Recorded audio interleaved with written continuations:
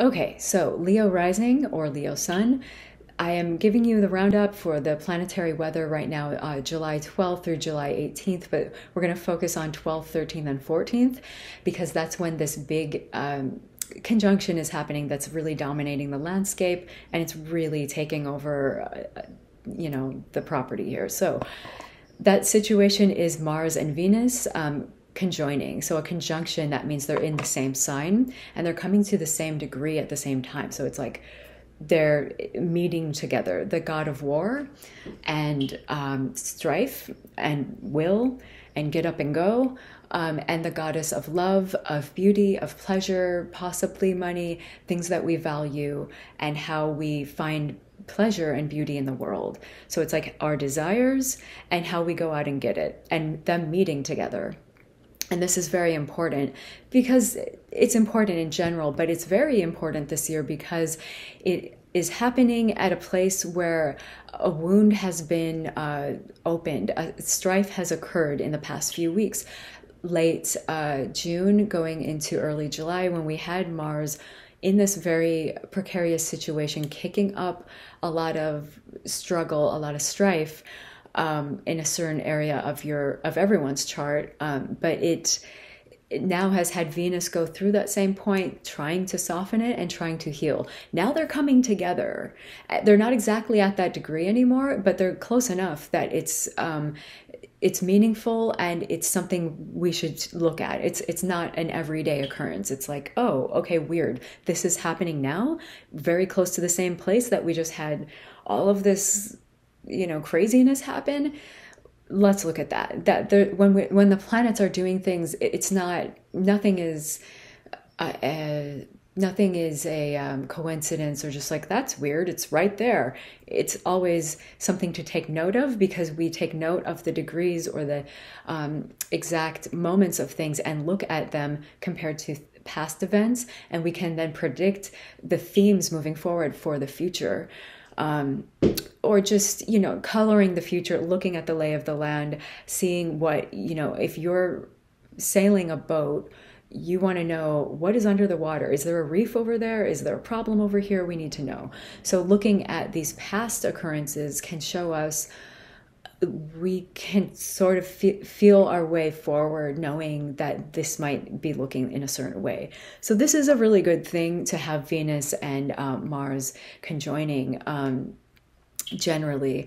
Now, for Leo rising people, this is extremely important for you because this means that this is taking place in your first house in your chart. So the first house is the most personal place, and it has nothing to do with anyone else or children or money or jobs. It's you. It is like your identity, your the way you see yourself and the way you put yourself going forward. It can be your physical body, it can be your appearance. It is very it's just the most personal, deeply felt place in the chart. So this is important. Mars had gone over a place in that area to bring up strife with regards to possibly your relationships or a partner, a one-on-one partnership of some type, and your area of career or how people see you out in the world. And that is now trying to be healed with Venus. But that Mars and Venus coming together in your first is kind of like they might have a reconciliation, a compromise has taken place. Maybe it's a turning point in the narrative. It's a turning point where we're looking at healing of opposites, male, female, yin, yang coming together and being almost like taking on this, like, I will be the bigger person. I can, take the higher road of sorts and maybe, just compromise, healing of and forgiveness. Forgiveness definitely of like, it can be, since this is very personal, I mean, this is a personal place of like, maybe you're having a renaissance of self at this point, a synthesis of will and values. This is what I want. How do I get it? And it doesn't have to be the aggression of the past few weeks or the strife and the upheaval. Now it is coming together. The healing of the opposites is kind of coming together here. And it can be even like, for me, I just sort of had these breakthrough moments recently where it was more almost the primal father-mother kind of healing of opposites, or it could be something deeply within you with the first house being kicked up here. So this is what we have done. This is what is happening now. It's also just fun. Venus, Mars coming together. It's male, female energies coming together in a really fun place of Leo, outward, showy, prideful, and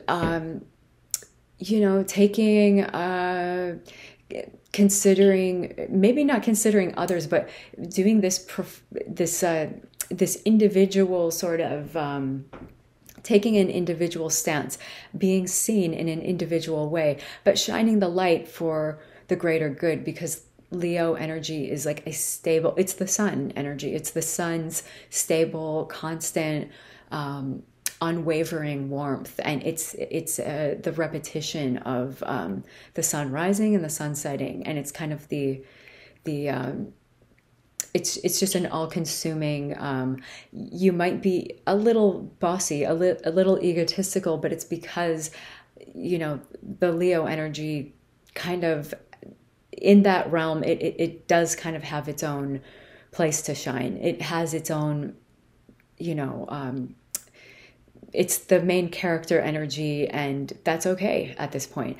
But the Mars Venus in that first house for you is a very personal place of turning here. Why is it turning?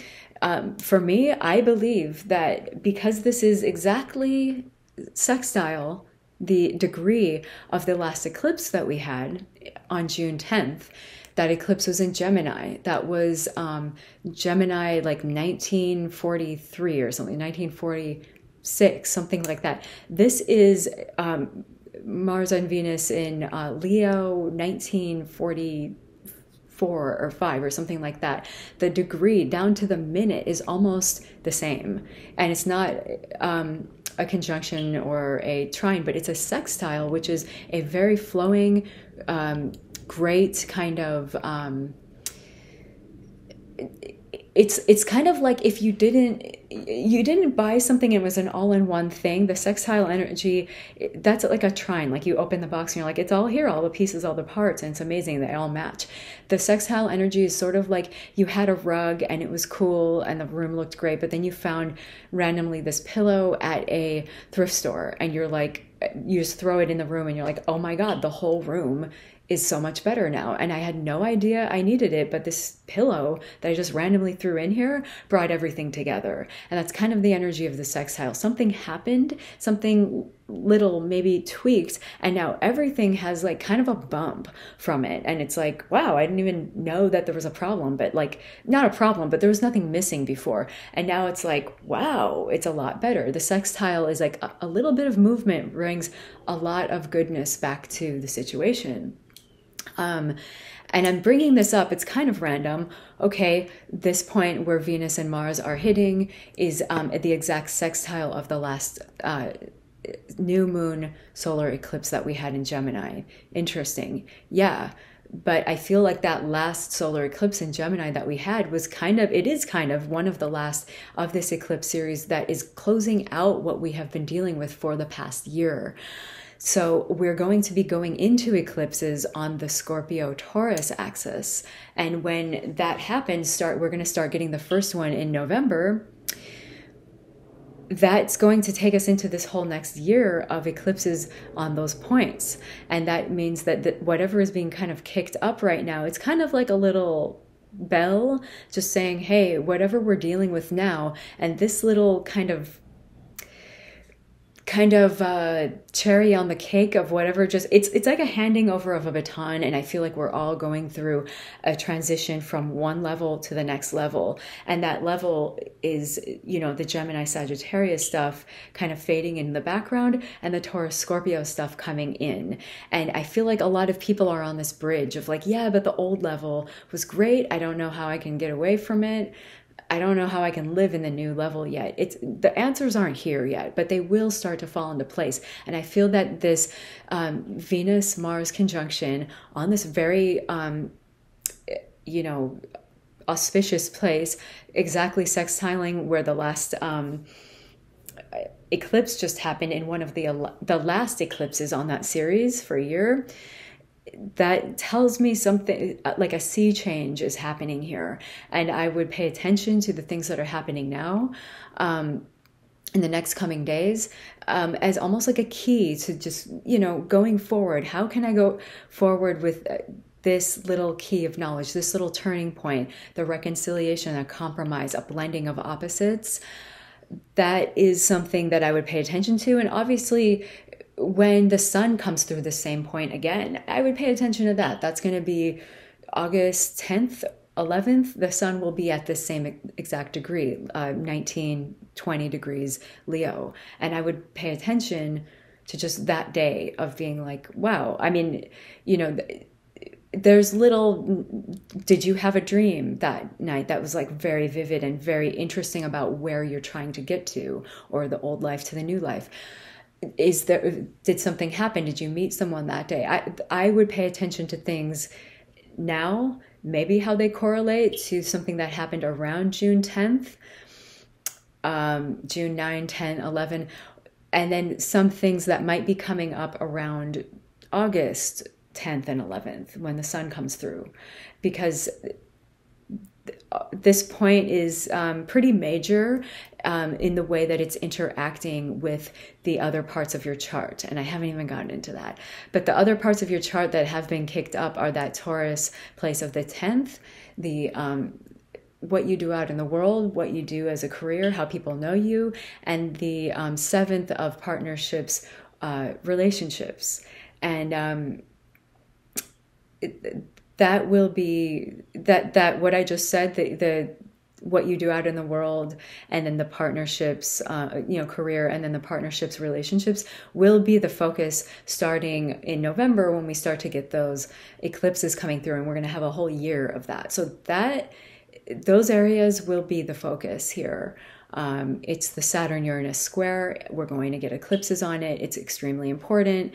This Mars-Venus coming through, especially in your first house, I would pay attention to deeply personal scenarios, dreams, people that you're meeting at this time, personal revolutions, personal compromises, being the bigger person and taking that forward motion in some way. It's a key to get forward.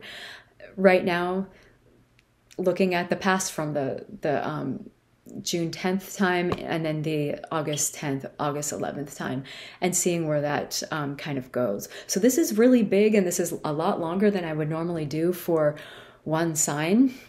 But I really am a believer in watching the patterns and not just saying, oh, Venus, Mars, it's happening in your first. Oh, that's the place of your self and your identity. Yeah, but how does it fit into the bigger mechanism here? We're looking at the innards of a watch, all the gears. We need to look at that to have a bigger picture in mind. So that is what I want to say. And it has been 13 minutes, and that's pretty long, but it's okay. We're going to move forward. And this is important for you because you're a Leo rising. The fixed signs, this is on your angles. It's a lot bigger kind of set pieces than if it was just your money house or something like that. It's a big, important thing. And I hope that you, have some big, important turning points here that are very helpful to get you moved on to that next level.